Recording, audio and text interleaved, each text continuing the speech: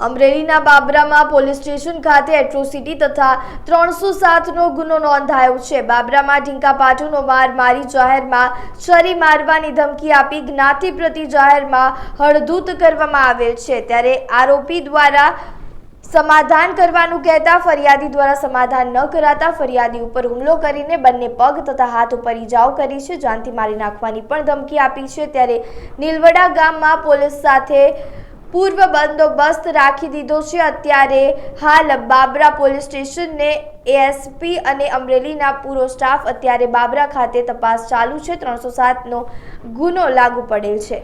હું જયવીર ગઢવી એએસપી ધારી ગઈકાલે બાબરા પોલીસ સ્ટેશનમાં એક ઘટના બની હતી જેનામાં બીએનએસ કલમ 109(1) તથા એટ્રોસિટી એક્ટની સેક્શન 3 સબસેક્શન 2 સબસેક્શન 5 માં ગુનો નોંધવામાં આવેલો છે। જેના ફરિયાદીનું નામ વિજયભાઈ મૂળજીભાઈ ખીમસુરિયા ગામ નીલવાડા છે અને આરોપીઓમાં ભૈલુભાઈ બહાદુર વાડા, રવિરાજ બહાદુર વાડા તથા એક અજાણ્યા શખ્સનું નામ લખાવેલું છે।